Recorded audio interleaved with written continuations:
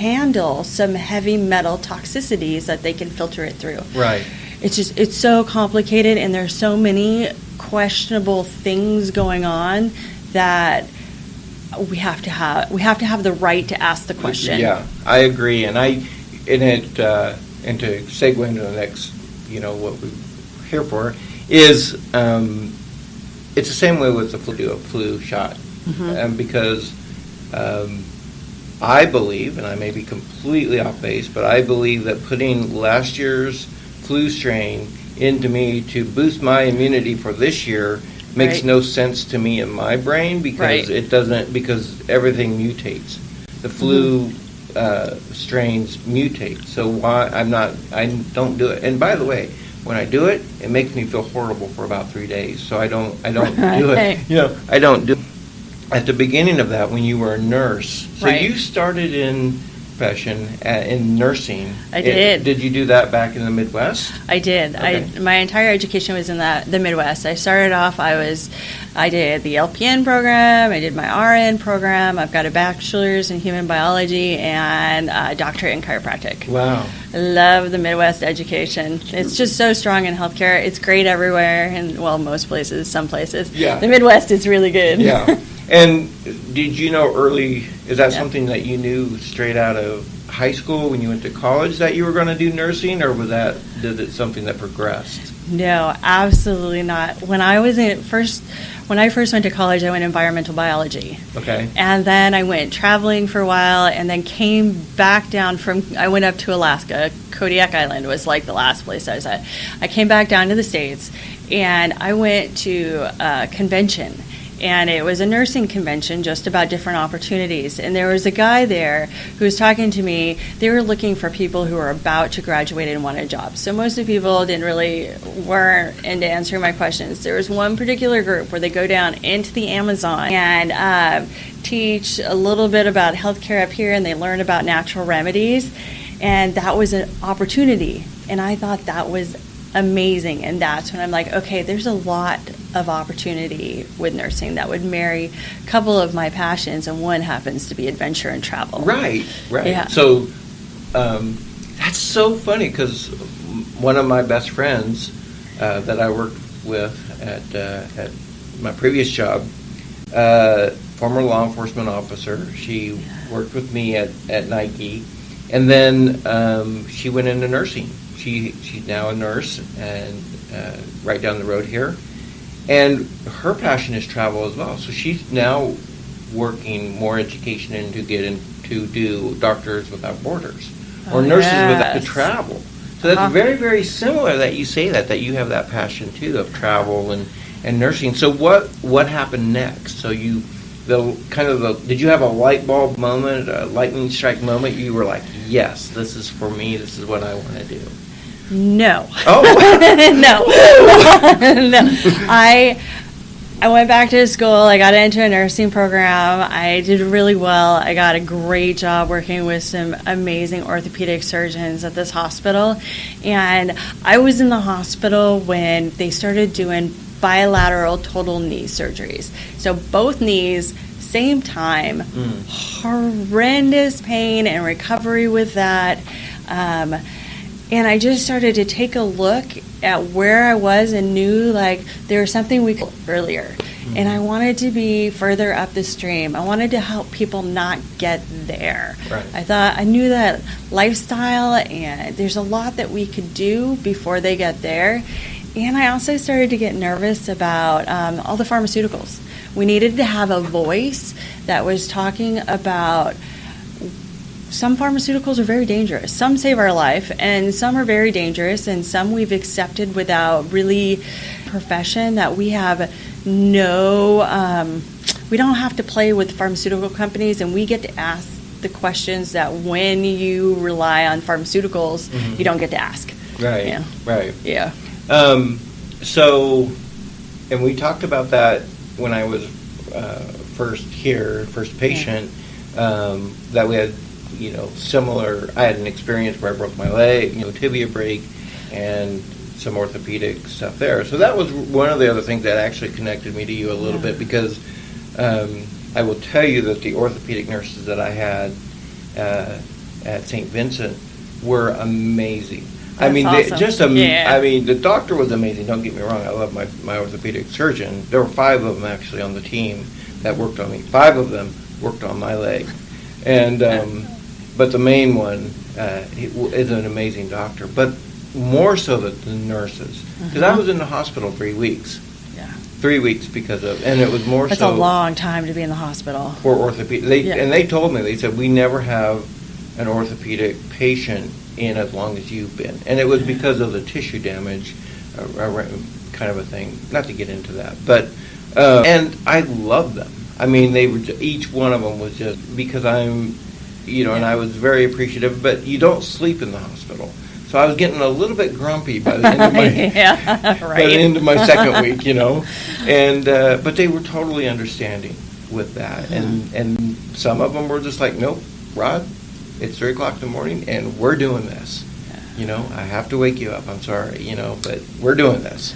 Right. So, and to this day, I really appreciate them, and I had gone back about a year afterwards. And gone back to see them up on the floor, and there were only a couple that were left there because they, people move and do different things, but they remembered me, and that's very appreciative. I think nursing is one of the most, I don't want to say it's underrated, but it's becoming more and more appreciated. But I think it's one of the most underappreciated professions out there. I think the attention kind of goes to surgeons and doctors. Don't get me wrong, they deserve it, but nursing to me is amazing. And I have family members who are in the medical profession. I have a sister who's a PA, and my stepmother was a retired orthopedic nurse as well. Right. So that connected us as well.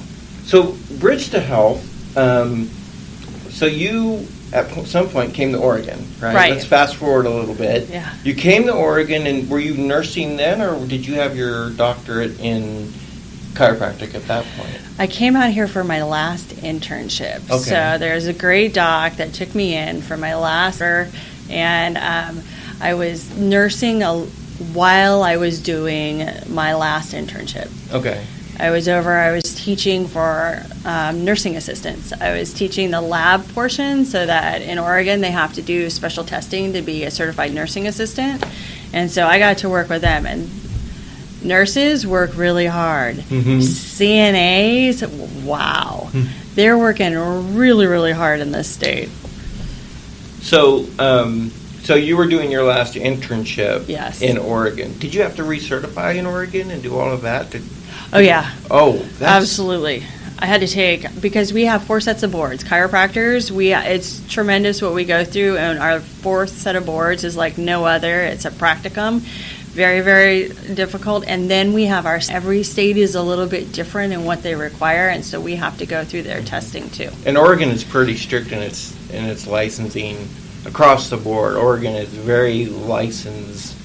You have to be licensed for almost anything professionally in Oregon, just so you know. But so did you fall in love with Oregon then? Did you have geographically, were you like, oh, this is a really cool place to live? Oh, absolutely. Yeah. I love Oregon. We're so close. We got the ocean, we got the mountains, we've got beautiful trails. Portland's a great city. We got great food. Yeah. Every year I'm here, I love it even more. That's good. Yeah. And coming from the Midwest, from the Midwest to here, 180 degrees, climate-wise, weather, there's similarities. So if you want a taste of the Midwest, go to Eastern Oregon. There's a lot of that, flat farmland out there, mountains, ocean, everything. And then, so how long ago was that? So, like, when did you do your internship here? It was December of 2008 that I did the drive. I remember it because it was the horrible storms all the way from Minnesota to here. And, like, it was that year. It was before we were salting the roads at all. Yeah. And so I had my mom drove down here with me. And at one point I was so scared I made my mom drive through the pass. We came down to the Tri-Cities area and had to turn around because 84 was blocked off and went back up to Washington Oh. And because we had our whole family was meeting here on Christmas Eve. Oh, wow. That's They cool. flew. We drove. Wow. Yeah.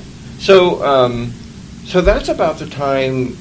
Did you have it in your mind at that point that you were, I am going to have my own practice. I'm going to.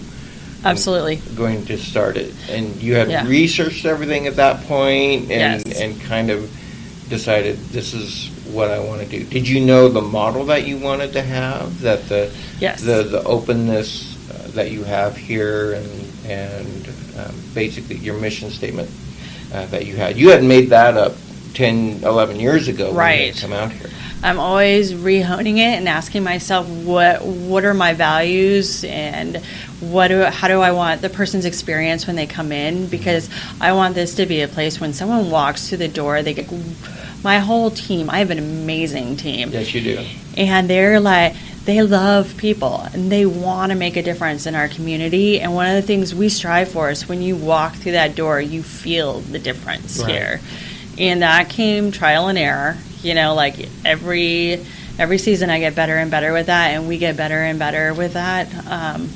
But pretty much it's like our core values that we talk about a lot on our meetings is that we want to be effective, and that's really important to me, efficient and authentic. Right.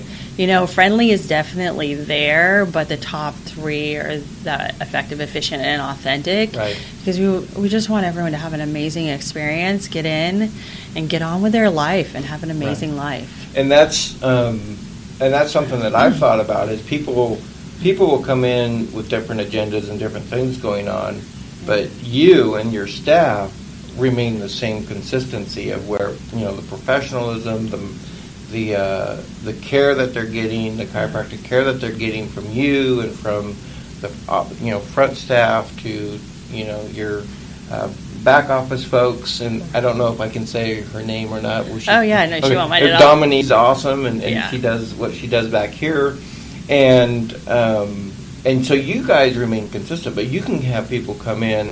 They're like, I've got a meeting in 10 minutes. I need to get in and out of here. You got guys like me who come in, and I'm like, you're like, okay. You know what I'm saying is you have different people, and you kind of have to read them. Right, we do. Yeah. We do, and we have our schedules. Like, we talk about that in our meetings. It's like we have our prime time, which is really for the people who have to get in and out. Mm-hmm. And we try to make sure that we keep the people who just need to get in, get to work, or get home. Beginning of the morning and the end of the morning is very much for them. And then we have our other people that their experience is a little bit slower, that they're not in a rush, and we do our best in trying to read people on that. Yeah. And so I want to know what.